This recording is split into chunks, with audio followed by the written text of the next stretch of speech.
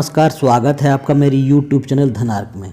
वित्तीय वर्ष का अंत चल रहा है। अगर आपने अभी तक टैक्स सेविंग या प्लानिंग नहीं की है और कंफ्यूज हैं तो यह स्कीम NSC आपके लिए बेहतर विकल्प साबित हो सकता है। तो आइए इसकी विस्तार से चर्चा करते हैं। NSC means national saving certificate. National saving certificate क्या होता है कि एक पोस्ट ऑफिस का एक स्कीम है जिसमें आप एक लमसम अमाउंट डिपॉजिट करते हैं जिससे आपको सेविंग सर्टिफिकेट मिलता है। और जब 5 साल पूरा हो जाता है, चूँकि ये स्कीम 5 साल के लिए रहती है, 5 साल का लॉकिंग रहता है इसमें, तो जब 5 साल पूरा हो जाता है तो आप उसको सर्टिफिकेट जब आप सुपुर्द करते हैं तो जो डिपॉजिट अमाउंट आपने डिपॉजिट किया है प्लस जो आपको इंटरेस्ट मिला है वो सब जोड़ के आपको मिल जाता है।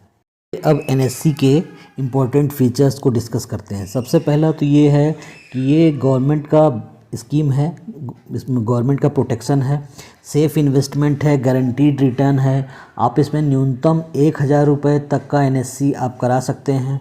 और सबसे अच्छी बात है कि स्पेशली इसको टैक्स सेविंग के लिए डिज़ाइन किया गया है।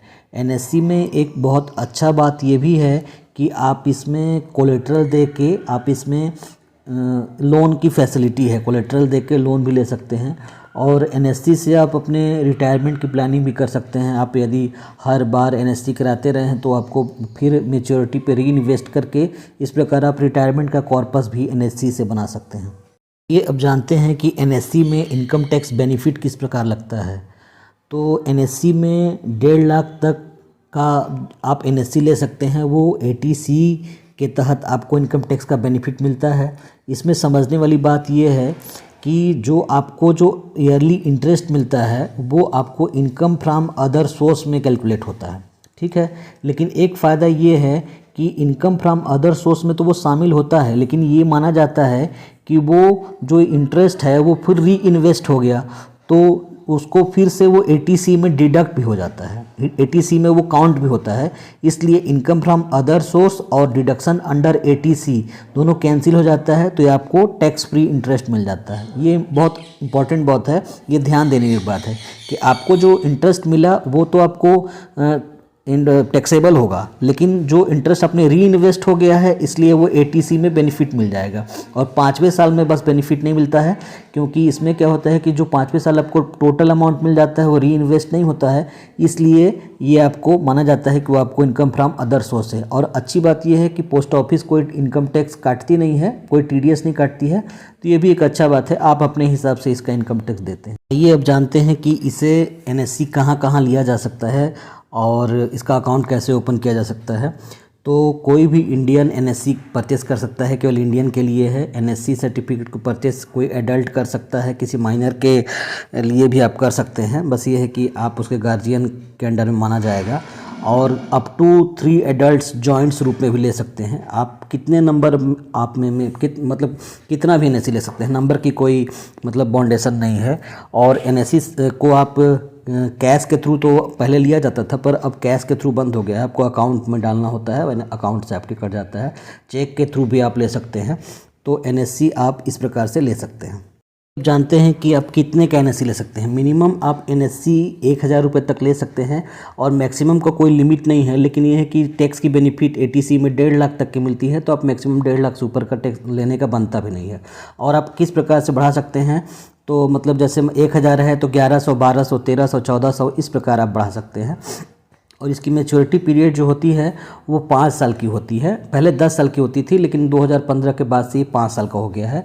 और इसमें रेट ऑफ इंटरेस्ट क्या होता है, रेट ऑफ इंटरेस्ट जो होता है वो RBI की गाइडलाइन के हिसाब से रेट ऑफ इंटरेस्ट होता है। करेंटली 7.1 चल रहा है। और इसकी कंपाउंडिंग जो फ्रीक्वेंसी होती है वो ईयरली होती है, पर हाफ ईयरली हो गया है। इस प्रकार से आप NSC में डिपॉजिट कर सकते हैं। ये अब लोन फैसिलिटी और प्री मैच्योर क्लोजर के बारे में जानते हैं। लोन फैसिलिटीज़ में आप ले सकते हैं, लोन की फैसिलिटी है इसमें आप करना क्या है कि आपको NSC certificate as a collateral जमा करना है। और पहले तो प्लेज सर्टिफिकेट जमा करना होता था, पर आप कोलेटरल दे के आप इसको ले सकते हैं। और NSC अब पासबुक जमा होके आपको लोन फैसिलिटी मिल जाता है। और प्री मैच्योर क्लोज़र का एक स्पेशल ये है कि आप एनएससी को प्री मैच्योर क्लोज़र कर सकते हैं, लेकिन स्पेशल सर्कमस्टांसेस में ही आप प्री मैच्योर क्लोज़र कर सकते हैं। जैसे मान लीजिए जो अकाउंट होल्डर है उसका डेथ हो गया या फिर कोई कोर्ट का ऑर्डर आ गया, प्री मैच्योर क्लोज़र ऐसे नहीं कर सकते हैं। आपको पासबुक पूरा जमा करना होता है तभी आपको प्री मैच्योर क्लोज़र होगा। इसी कंडीशंस में प्री मैच्योर क्लोज़र्स होते हैं। ये अब अकाउंट ट्रांसफ़र और नॉमिनेशन फैसिलिटी के बारे में जानते हैं।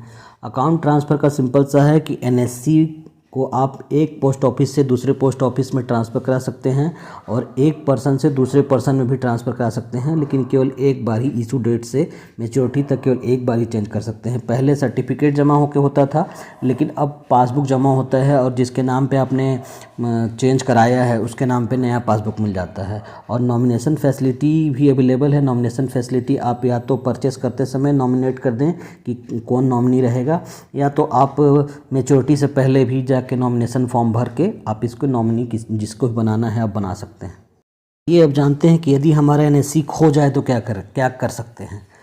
सिंपल सा बात है कि यदि आपकी एनएससी का सर्टिफिकेट खो गया तो 1 जुलाई 2016 से पहले यदि खो जाता था तो आप एक डुप्लीकेट सर्टिफिकेट के लिए अप्लाई करते थे और आपको एक डुप्लीकेट सर्टिफिकेट इशू कर दिया जाता था। लेकिन अब क्या हो गया है कि आपको मान लीजिए यदि आपका पासबुक खो जाता है, क्योंकि अब पासबुक मिलता है, तो यदि पासबुक आपका खो जाता है 1 जुलाई 2016 के बाद वाले को पासबुक चालू हुआ है, तो पासबुक यदि खो जाता है तो आपको एक डुप्लीकेट पासबुक इशू कर दिया जाता है। आपका सारा डॉक्यूमेंट फिर से लगता है और डुप्लीकेट पासबुक आपको दे दिया जाता है। तो खो जाने पे भी कोई इशू नहीं है। अब आपको जाना है पोस्ट ऑफिस में और आपको अप्लाई करना है और आपको पासबुक मिल जाता है। आशा करता हूँ आपको मेरा वीडियो पसंद आया होगा। वीडियो पसंद आया तो वीडियो को लाइक करिए और चैनल पर पहली बार आए हैं तो चैनल को सब्सक्राइब करिए। ऐसे ही इंफॉर्मेटिव वीडियो मैं आगे भी बनाया हूँ और आगे भी बनाता रहूँगा।